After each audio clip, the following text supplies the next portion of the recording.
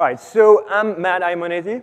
I'm the co-founder of a startup called Splice.com. And what we do is we work in the music space to change the world of music. And we change the creation process by bringing a lot of the programming tools and culture into the world of music. If you want to know more about it, please come and see me. We're actually hiring in a nice Santa Monica area in LA. I've been programming for many years, and during the preparation of this talk, I realized I spent exactly 17,542 hours programming Ruby. I was at 540 hours last night, but I wrote a bit of code, so I had to update the slides. That's about 730 days, 2 years nonstop, and at the end of all that time, I don't know if I can still write good or bad code, but I've seen a lot of code. And I've seen a lot of good code and a lot of bad code. At least that's what I thought. Now, you need to understand something about me, is that when I look at a glass like this one, I have a tendency to see the glass half empty. And when I tell that to people, they're like, Matt, you're such a pessimistic. And I really strongly disagree with them because I see potential. This glass is half empty, but it should be full. So I see the potential of the glass, and I want to fill it up. So I don't believe that I'm a pessimistic, I'm an optimistic, and I see opportunities and potential in things. But I also believe that I'm not the only one having the wide vision. Like, I don't have truth. And it's hard for me to understand how people think about projects and how they think about coding in general. So I started looking online, and I asked people on Twitter, have you ever seen bad code? Who has ever seen bad code? Wow, that's not that many people, I'm surprised. So Avdi, at this quote, he said that the worst code I've ever seen were in Rails projects. So it's good because I've been writing Rails code for a long time, so he probably saw a lot of my code. And I started doing a lot of research, and I came to the conclusion that there's not such thing as bad code. I think all of you guys who raised your hand were wrong. There is no bad code. And I'm right, and you're wrong. I think that's about it. Now, I will explain why I think you're wrong and why there's no bad code. But I remember going to school and hating school. I loved to learn, but I hated going to school because I could never argue with my teacher. The teacher was coming and it was telling us, usually it was a female, and she was telling me, well, this is what you need to believe. And I was like, but why? I was like, no, I'm just telling you, this is the truth. And I hated that. And I really don't like when I sit at a talk and I disagree with the person and there's no discussion.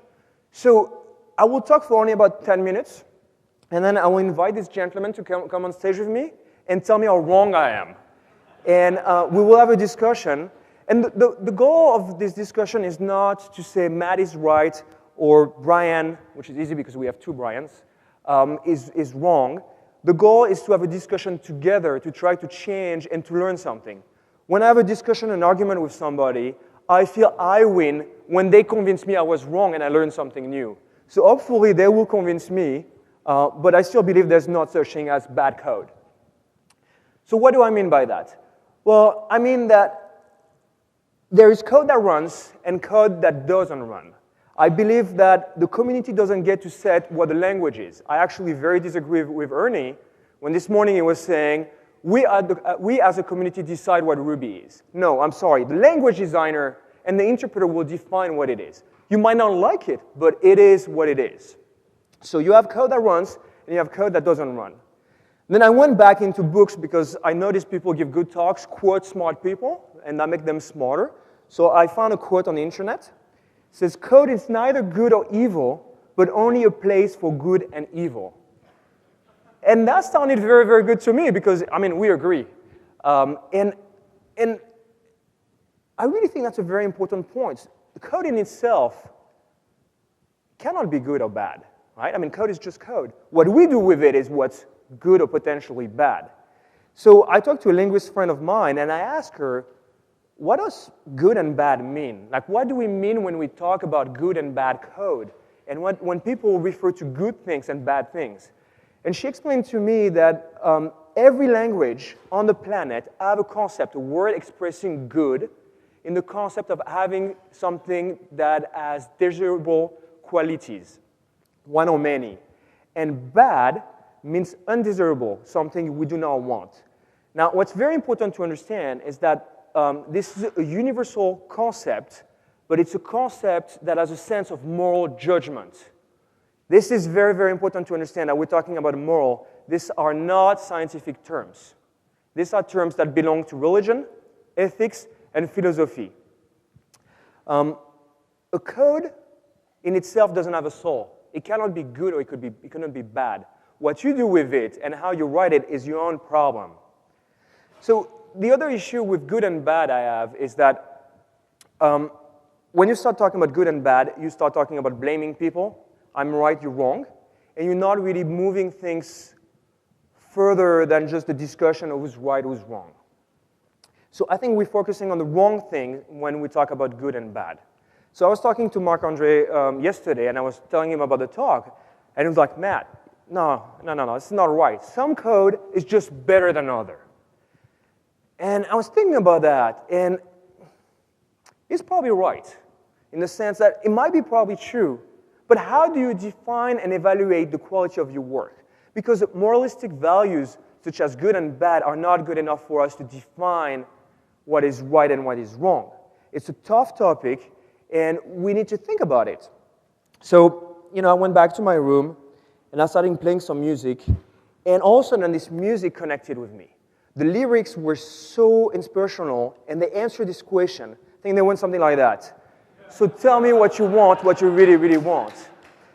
The Spice Girls figured it out before me, which made me feel special. And I think the key is that it's not about how you do it, but why you do it. And I think that too often we are focusing on how we do it, and you do it wrong is how you do it. It's not why you do it. So I started to try to come up with rules, because you guys love rules. Everybody loves rules, right? So like, rules, but I could not come up with them because I hate rules. So instead, I defined a process. And this is a process I'm trying to apply, and this is how I think we should work or we should try working when we look at a project. First, I need to assume that everyone cares about the end result. So we're not talking about everyone agrees on how to write a code. We all care about the same end result. To do that, we need to define the expected outcome. And I'm not talking at the code level. I'm not saying this is what the code should be doing. I'm talking about this is the behavior at a higher level. This is the timeline we have to do this. And we need to talk about why we do it. Once we define that, then we evaluate all the available solutions we have to do it. We pick one. We implement it. At the end, we reevaluate the process. We reevaluate the end result. And then the very important step that we usually forget is communication at that point. I think it's very important to come back and have a discussion about the project and the process and agree that we met the expected outcome or not. And what's key with this process is that it helps us understand that we're not paid as developers to write good code. We're paid to deliver great products. Now, I'm not saying that we should not be writing good code, even though I don't believe in good code. What I'm saying is that our job is not to write code. Our job is really to deliver an end product that has a reason to be. And to do that, I think the only thing I know how to do is trying to understand the why. Why do we do things? And the problem is that when you're just looking at code, you don't always understand the why. You might understand why a method in Ruby works a certain way, but you don't understand the business context behind it, the timeline behind it, the different players, the risk factors you have. And I think this is what we often miss because we're focusing on the code being good or bad, and this is not what it's all about. The other issue is that when you talk to other people and you show them what you're doing, they usually come back to you and then you're doing it wrong. And this is another reason why I don't believe in bad code, because if I would believe in bad code, all the code in the world is bad. Every time I write something, there's somebody else that will come and tell me you're doing it wrong. It's bad code. And I was scratching my head about that. I was like, why do we do that all the time? And I'm guilty of that quite often. I have a tendency to judge code a lot. And I think it's just wrong. And I think the reason we do that is because we love to judge things. We judge people who look different. We judge people that act differently. We judge people who speak with an accent. We judge people who think differently. And that's what we do as human beings. That's just a fact. It's very annoying, but that's what we do. And what is the best way to judge people? Is to define rules. When you have rules, it's very easy. If you agree with my rules, we're right. If you disagree with my rules, you're wrong.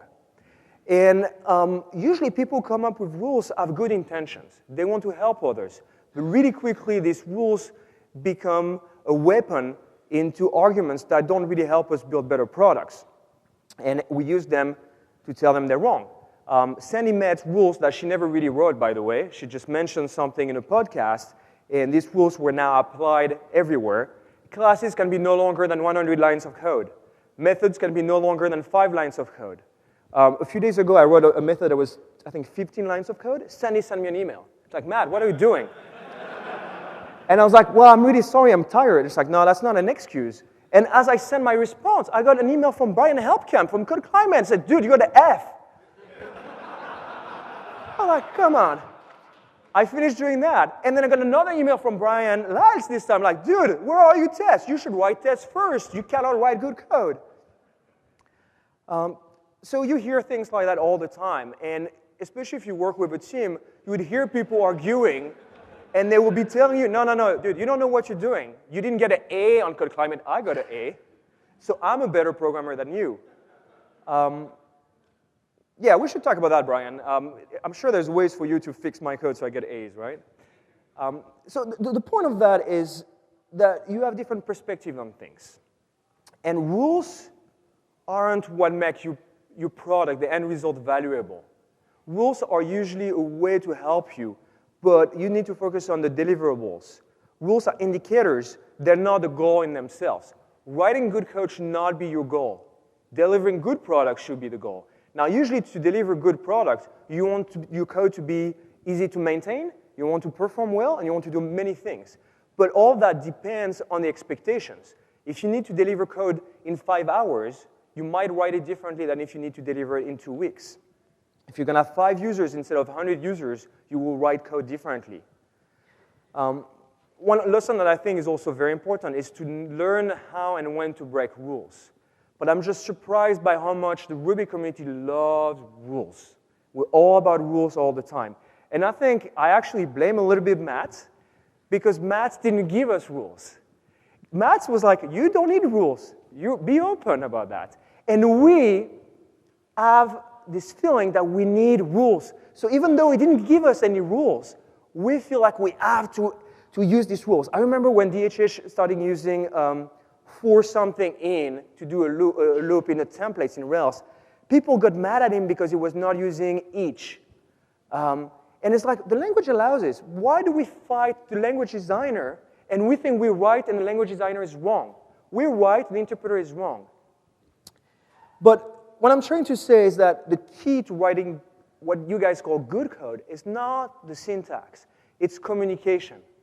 And this is why Ruby is actually a very good language, because Ruby should help us communicate. But you don't write code to communicate. Once again, I disagree with my friend Ernie. I don't believe we write code to tell stories.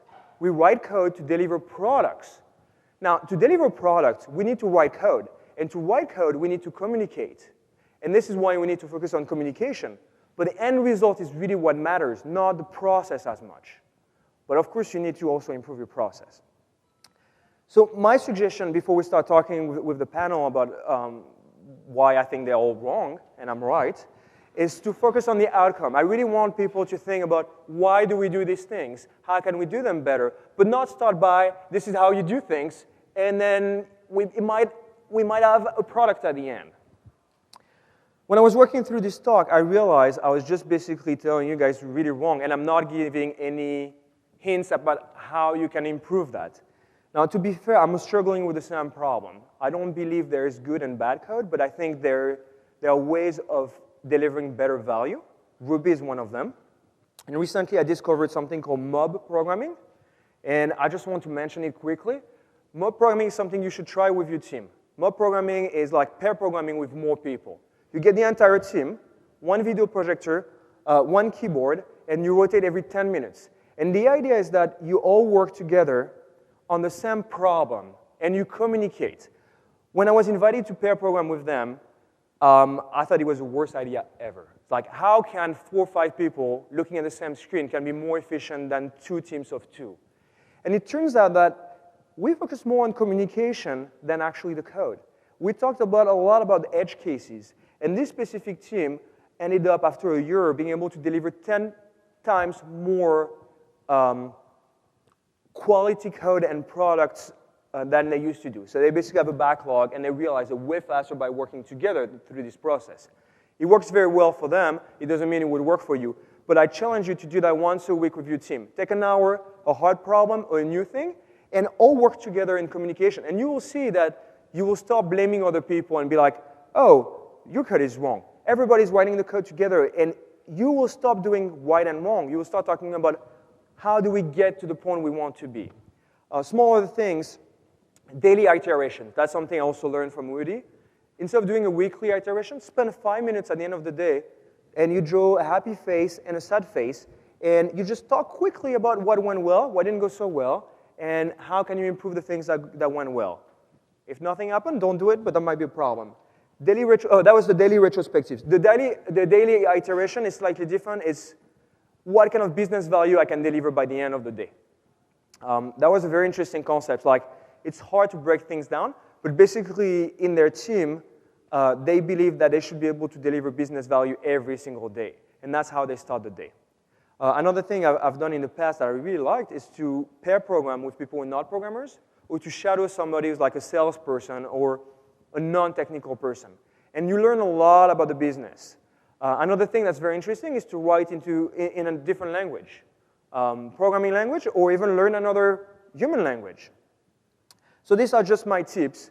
I just want to summarize that I think there's no such thing as bad code, because bad code doesn't run, and the only bad code I know of is the one that Mass doesn't let run because the interpreter doesn't accept it. Now, there's code that might be hard to maintain, and there's code that might have issues, but this is based on your own expectations, not on the programming language. I will now invite a few people. If you have any questions, you can tweet to me, and I will ask the questions to the panel. But first, I would like Bryan Liles to come on stage. Bryan works for Thunderbolt Labs. Can you quickly explain what you do, and I will then... I work with Thunderbolt Labs. We are a part-time consultancy, full-time product company. We're trying to solve problems in data and using any means possible, not just Ruby, whatever is fastest and best. Right, and you're very well known for Taft, right? Tests all the time. Yeah, that's actually my epic Ruby troll that I did 5 years ago. Right. I don't want to eat it. Yeah, it's better. Yeah, so yes, test all the effing time. Basically, what that boils down to is I thought that we should be thinking about testing more, and the way that I communicated it to the community was by saying it 50 times in a talk, test all the fucking time. It worked. 5 years later, people are testing more, and more people hate me, so we went all the way around. I also like to invite Bryan Helmkamp from Code Climate. So, yeah, okay. Wait, actually, yeah. So, Bryan, you founded or co-founded Code Climate. Yes. You're also very famous for a lot of the blog posts you wrote. And we'll get into that in a minute. I have specific questions for you. And then the last guest is Aaron Patterson, who works for AT&T and is also part of the C Ruby team, yes. the Rails team, yes. the Nokogiri team. Yes. The what other team? I love cats. I'm probably on the Merb team too. Merb team, Friday Hug team. Yeah, the A team. I just have to say though, I'm on the Rails core team. I can tell you there is such a thing as bad code. All right, so we're done here. Thanks.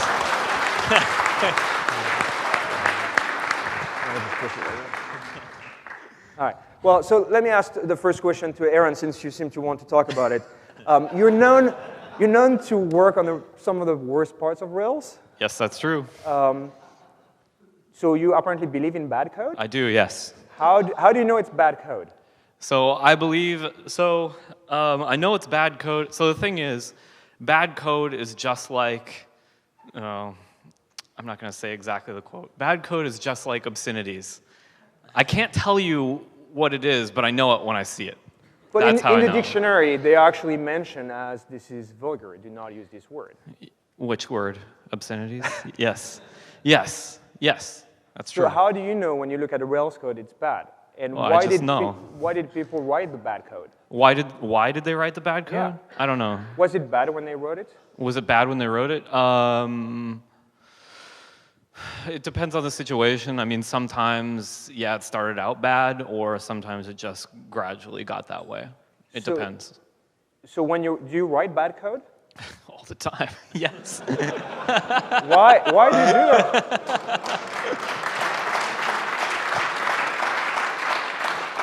I'm very confused. Why do you write bad code? Well, I mean, so sometimes, like, there'll be issues where, like, we got a bug or something, and you want to do, for example, like, if we get a bug, or if I get a bug and I need to fix it in a bug release version of Rails, for example, and, like, I can see that there's a right way to fix it, but it turns out that the right way that would result in good code turns out to be, like, a larger patch. Let me just stop here. Yeah.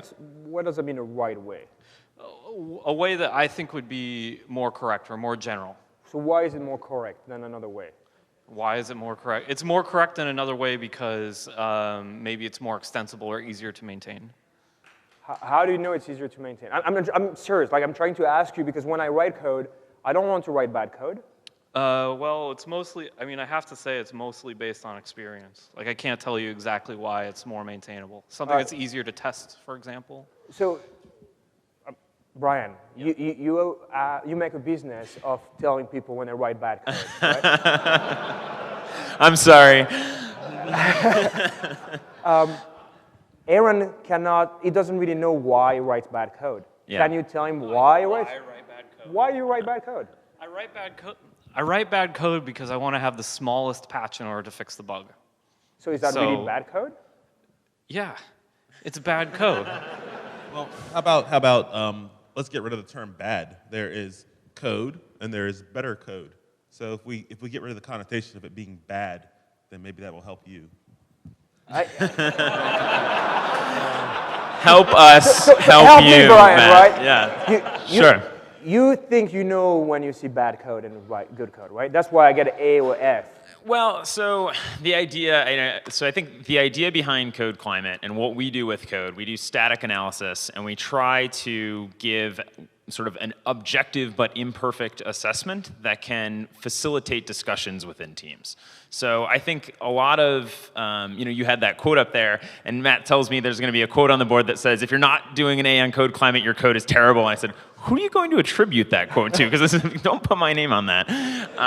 Code Climate does not have a 4.0 on Code Climate. Code Climate scores like a 3.1 on Code Climate. So if your Code Climate scores above 3.1, it's better than Code Climate itself. So, I think the reality is we're trying to help people make more informed decisions. And the important thing is that the developer has as much information available to them when they make decisions about how to write the code as possible, or as is productive to make those choices. And sometimes, like Aaron described, you're always balancing different trade-offs. Sometimes a small patch is more valuable than a larger patch that might be, and I'm going to avoid the word bad or good so I don't get yelled at, but might be easier to understand. Right. So Bryan, you build products, right? Yes. You care a lot about process. I mean, that's why you know for like this Taft thing is all about process. Yes. Process is actually the great leveler. Believe it or not, there are a lot of great coders out there, but there are way more not great coders out there. Process allows me to distribute the great among the not as great. And a good example is... So if I'm great, I don't need to write tests. Well, that's not true. Well, that's what you just said, right? So Bryan, you prefer processes over threads? Yes, exactly. So the whole testing thing. So a good example would be test. Yeah, I do not write tests first all the time, and I'll tell you why. And here is the reason why. Wow. Because wow, you guys should tweet that and right now. now. And I'll give you a great example. I was writing an API for processing Excel spreadsheets the other day. I had no idea what it looked like, but I knew it at the integration level. Well, I didn't know what that looked like either. So guess what? I wrote the code to do it, and then I said, well, that looks good. I'll write a test that mirrors this. Not test first, but test after, still fine. But you know what? As I learned the process and I learned the domain, yeah, I actually have the mentality and the insight to be able to write tests first. So that's fine.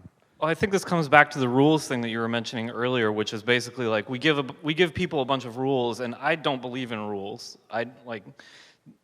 I'm sorry, that's weird. I do believe in rules. It's just that I believe these rules are guidelines, and so you know when to break those, but like you only learn when you can break those and throw those things out when you have experience doing it.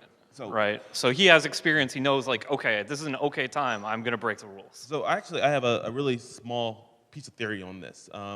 Good development is knowing why versus how. Until you understand why you're doing something, you need the rules to actually show you the guidelines so you do not fall off the boat. When you actually start understanding why, you can actually eschew the rules because you don't need them anymore because you know how to walk the straight line.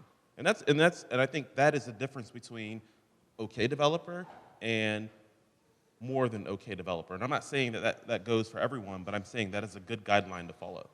So I have an example. I almost want to show you an example of code that would get an A on code climate that would follow all the rules from Sandymet, but it's actually code that if I would believe in bad code, I would actually use as bad code. Can I show that to you guys? Sure. Yeah, sure. Right, And while he shows you that, I'll tell you code on code climate that is actually good code that fails on code climate. I love inject. I can think in inject.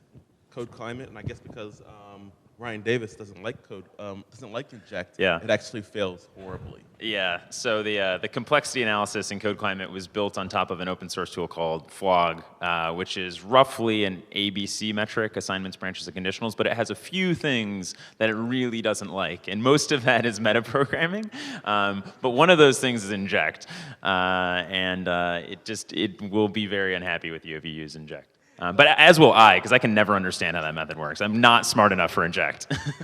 Can you just change inject to reduce? And then So yeah, I actually could. But maybe I'm just that would trolling. improve your code climate score. I'm a code troll. I know it. So here's an example of a code. So this is a controller in Rails. It's actually real code that I got from production. And so we have dev create, and we have this small method name that you look at that like, wow, this is great, right? But I'm a bit curious, so I wanted to see. What's that? This is fantastic. So here's the code. This is the entire code. And I mean, this is beautiful, right? Single line is great. The problem is when you start going into this code, so it starts by saying set comment to new comment, and that calls set comment, which is defined on the bottom here that sets an ivar to the param. Now, we have no idea what the param is, because comment, we don't know what comment. Maybe it's a string, maybe something else.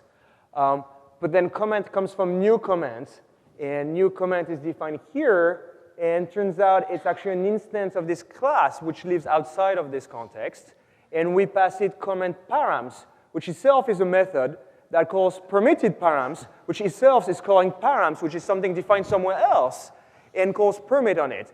And we could actually rewrite this entire code like that. I hated that code. I really did. That was bad. Sorry.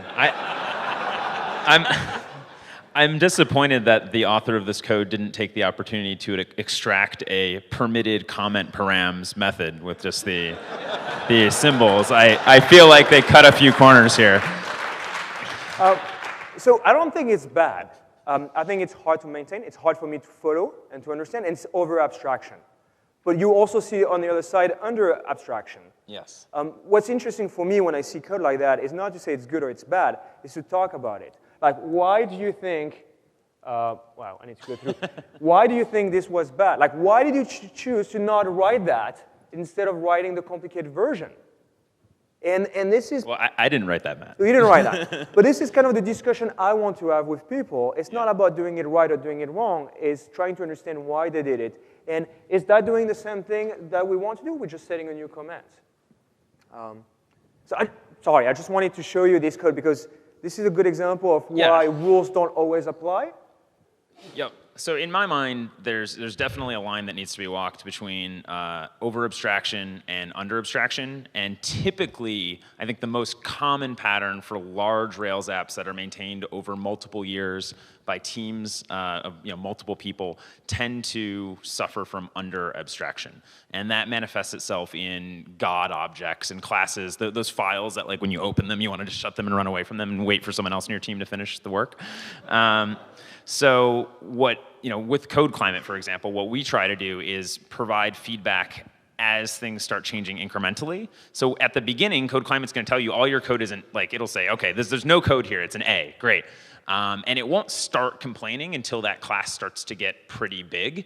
And that's when it's complaining at that point, what it's really saying is, now's another time to take another look at this and sort of start to think about if there's maybe additional concepts that are being represented here that deserve different treatment. And then the developers make that decision in their teams based on the discussion that comes after that.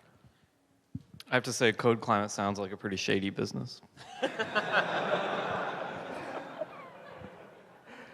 So at the end of the day, how do you guys use this to create better products? Because that's, for me, that's really the key question. We could argue about code and syntax and things we like and we don't like forever. Yeah. But really, do you first agree that we don't write code to write code, we write code to build something, or not? No. Okay. All right, no. So at home, whenever I'm learning another language, yes, I write code to write code. But whenever I'm working and I'm doing it to make money, I want to do it in the fastest way possible with the least amount of communication, with having the most amount of communication. I don't want to just talk about it. I want to do it, and I want to move on. Code is not the final product, like you said earlier. I'm paid to ship.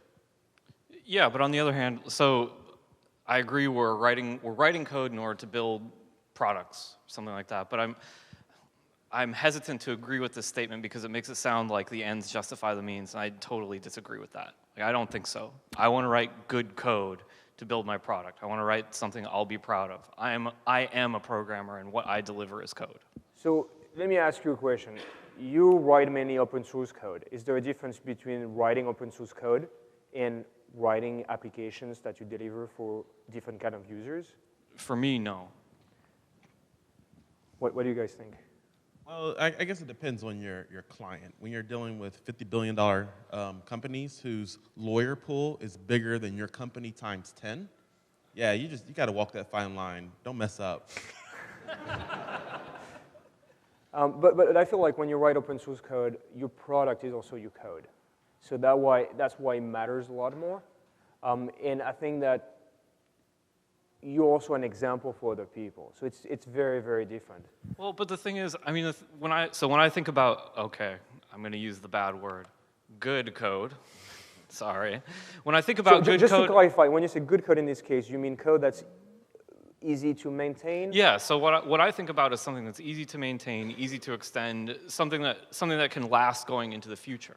And that's basically what I think about. And you base that on your experience. Yes, on my experience, and that's what I want to write when I'm building a product, is something like that, because the business rules are going to change, and we need to remain agile and be able to be more malleable. I'm afraid that if we're just like, well, it doesn't matter, I'm going to get the product done, I'll just throw code everywhere, it's fine, oh, the product's done, ship it. And then as soon as the business rules change, you're like, oh, man, now I got to adjust this mess I have. Yeah. I think it's very difficult, I think, in practice to have a product which has high external quality without having high internal quality. If you're writing code which is difficult for the humans who are working on it to understand, it's going to be much more likely that there are bugs that are creeping into the software, and also that the software is not able to be iterated quickly to respond to the needs of its customers and its users, and that's when you start to see, you've all probably used products that feel buggy all the time, that feel like they are never able to get updated, because you can kind of see like the wear and tear that the developers just can't actually maintain the system. So I think it's possible to have good internal quality without good external quality, but it's very difficult to have good external quality without good internal quality. If the product was just going to end and be like, okay, it's done now, then I'd say go for it, right? Whatever you want to, it doesn't matter. But I don't think that's the case. Well, so I think I agree more with Bryan than with you. Okay. No, the reason why I say that, well, we're not here to agree, Matt. I just wanted to say the only reason I agreed to join this panel is because we were talking, and I'm like, I completely disagree with you. I totally disagree with you. I want to be on the panel. In fact, I wasn't planning on speaking here. You can see on my badge it says attendee. No, I think the question is, do you need to first focus on the code being right, or do you need to focus on the product being right? And I believe, like Bryan was saying, that if you work on the product being right, you have to actually have code that will match these expectations, and therefore your code cannot be bad. If your code is bad, you cannot deliver good product. And it's just where do you focus? What is a good product? Well, Oh.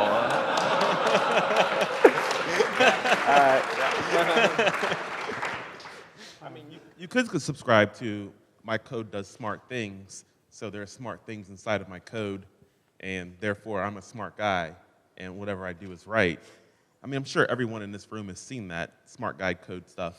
But you know, when it How are you talking about me? no, but when it comes down to it, when you're running a business, you're very practical. You can't just be short-sighted and say that I'm going to do this and it's going to be perfect. Right. We try to do the best that we can within the means that we have. And you know, some things are better than others. I don't like the word bad unless you're a bad developer. So So I actually believe there's no bad code, but there are a lot of bad developers. oh, I agree. There are horrible developers out there. Just I'm a horrible. bad developer. I'm a rebel. I've got Mavericks installed. I'm a Maverick. You've been saving that one all day. So one of the issues, Aaron, with what you were saying is that especially when you're a junior developer, you want to do things right? Because that's what matters the most to you. But you might end up building a lot of things that are not useful and will slow you down. You're not going to be able to ship your product on time. And this abstraction layer that you constructed, I'm sure the guy who wrote the code I showed you here really meant best because he wanted to be able to be flexible. But at the end of the day, it's not that flexible. It's actually worse than if it was simpler. Well, it was probably a person who didn't know when to break the rules, right? So how do you this know person that? was probably following the rules and didn't know when to break them. You and I seem to always break rules. But what about, how do you know when to break rules? I don't know. I can't tell you. Well, I break the wrong rules all the time. How do you know what rules to break? So one theory I have about this, you know, sometimes people ask me like, well, how do I know when I need to refactor? Is like kind of another way to think about that. Like, how far can I go just sort of pushing things in the same spot before I need to stop and refactor? And one of the heuristics that I use to think about that, to try to give people something a bit concrete, is looking at the code and thinking about how long would it take me if I had to sit down and refactor this to take it from where it is to something that's really easy to work in.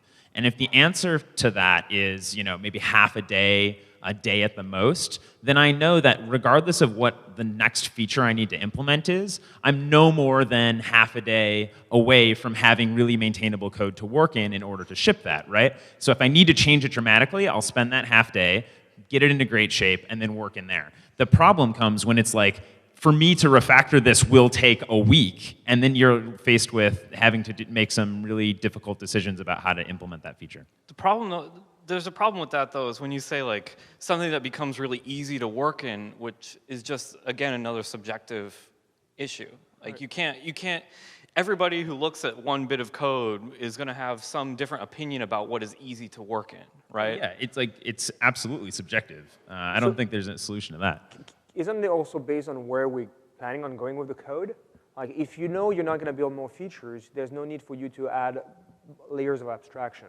And a question we got from the audience is, how do you evaluate the cost of good code versus better code? Because you're saying, well, there's good code and there's better code.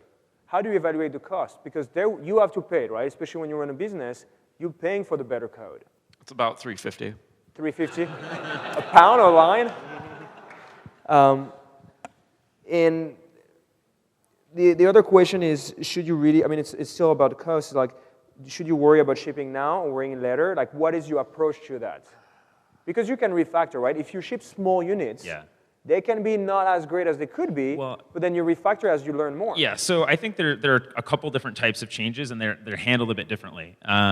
So Katrina Owen sometimes talks about how when she's looking at a class and working on it, she will pretty much always take the steps of trying to decompose things into composed methods, because that is just it's pretty easy to do, and it pays dividends basically right away. So I think sometimes she says things like it's making an investment in a stock that is always going to go up and is always going to pay dividends. But changing around the structure of your application, introducing new classes and concepts and layers, that is tends to be a lot more costly. So I would pretty much always try to do the former, and the latter is kind of more what I was referring to when I was discussing, thinking about how much work it would be to sort of level up your architecture when you're faced with that. So a very simple rule I have, because I don't have a lot of rules, but if C tags doesn't work with my code, there's a problem. So if I run C tags and I cannot find where the method is being defined, there's a big issue with my code. So I think a lot of people talking about when do we know, like when should we ship and stuff like that, or what, like how do we know how good the code has to be before we ship is, in my personal opinion, like I'm totally afraid of being like, okay, I got to make sure that this is totally perfect before we ship, and that's absolutely a problem for me, which is why I know this is a weird thing to say for an open source developer, but I really like deadlines. So if I have, yes, it's totally weird to say, but I like having deadlines, so it's like, well, I have to ship this feature. It has to ship. I'll make it as good as I can, but I know that we can just make it better in the future. Here's my date, let's do it. So are you saying that when you write code, you don't try to write the right code, you try to write the best code you can based on the timeline? Yes, exactly. Do you time box? Do you time box your time? Do you say, I have 2 hours, I want to finish that in 2 hours? Yes, I do. Do people do that? Can I see some hands? Do people Yeah, time box? I do that as well. You do that as well? Yes. Yeah. I have a tendency to do that because I get stuck. I mean, I can try to improve my code for hours, and if I put a limit, I know like, oh, I only have 10 minutes, I'd better finish this thing now. So that works for me too. Yeah, one thing I wanted to interject into the conversation is I think with the way that you opened it, it kind of made it seem like there was a conflict between sort of shipping good products and writing good code. And I don't think that's necessarily the case. In fact, I think in most cases, those are supportive of each other, and that was kind of what I was saying earlier. But there's this vicious cycle that happens when you write code which is difficult to maintain. So you have this, maybe you're under a lot of pressure to deliver something by a deadline, which is what made me think of this. So because of the pressure, you write sloppy code, or code that's hard to understand, and that has the effect of making things even more late, because now it's difficult for the programmers to change it, and this just starts to sort of build on itself. So the next deadline that the business has is even harder to meet, and pretty soon you're just stuck in this endless loop of writing crappier and crappier code to meet more and more difficult deadlines, and that causes, obviously, in some cases, total business failure. You seem to talk about experience. You probably experienced that in the past, right? Yeah, in various forms. So how did you get out of that? Good question. So I set up Code Climate. It's Aaron, CODE. Sorry. Would you call this vicious cycle the perfect storm? I might. All right. Back to the real question. So how did you get out of this perfect storm? Yeah. So I use two. You have to be prepared for this whenever anyone tells you you're going to be on a panel with Aaron. You spend a lot of time focusing in preparation.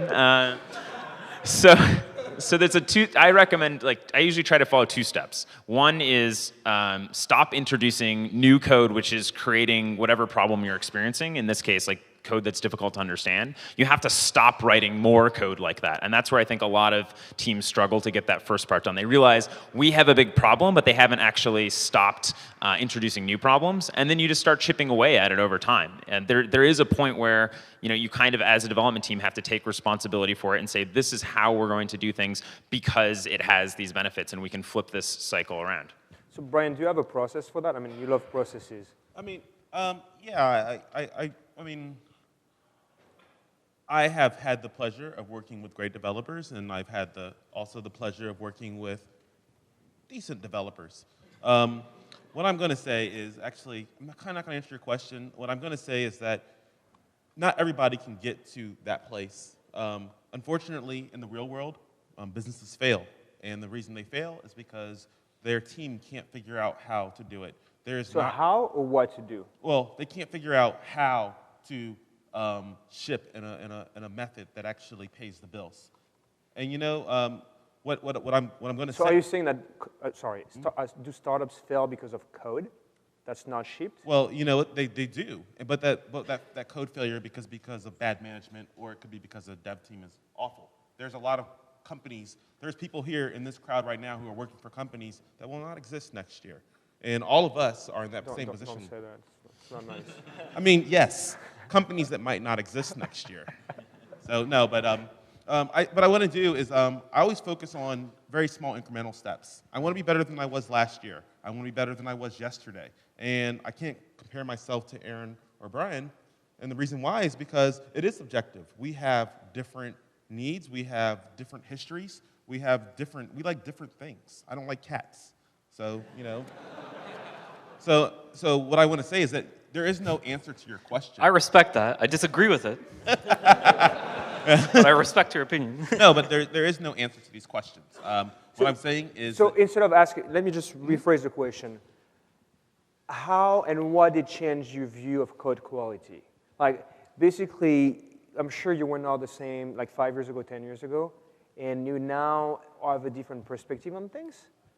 What was the trigger for you to help you go from, I follow these rules, you need to test all the time, or whatever process you had in mind, to be more flexible and understanding when to, well, but just This be is more going to be an flexible. awful answer. Okay. I'm going to tell you guys for real what it is. I love coding.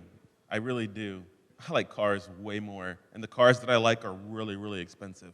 So this is actually, I'm working to be able to afford nice cars, and then I'm not going to do this anymore. Are you going to live in the car? No, really, and you know what it is? Actually, my goals are not to write code. My goals are to be the best that I can at what I do to be able to live the life the way that I want it.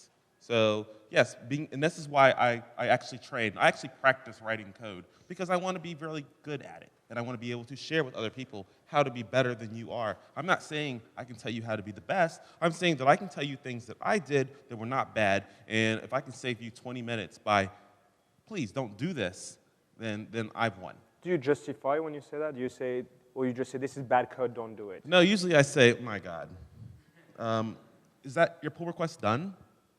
It can't be done. That's true.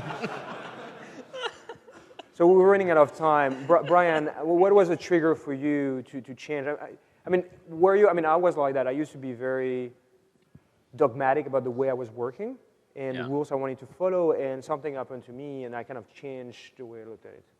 We're done. Are we done? We're done? We're getting very close. We're getting close to be done. Okay. Can you still answer the question? Please. Not very quickly. I think it's just seeing. You kind of have to go through. I had to go through this process of seeing failure on both sides. So seeing failure from not applying any structure and not revisiting things and trying to improve them, and then seeing failure in a different form from trying to do things like, I'm sure all of us have run into a project or a person who's over applying patterns like that.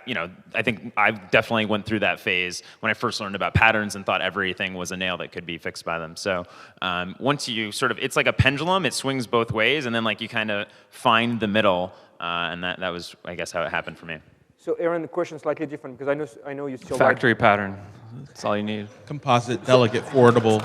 So what would be your advice to somebody who wants to improve the quality of their code, but understand that they want to go further than just the rules? What can they do practically? So for me, personally, what I did is I practiced a lot. I love programming. I program because my job as a programmer because I love programming. Can you just explain what you mean by practicing? Practicing. Like, what do you mean by that? Do you just I mean, write code and you're the only one looking at it?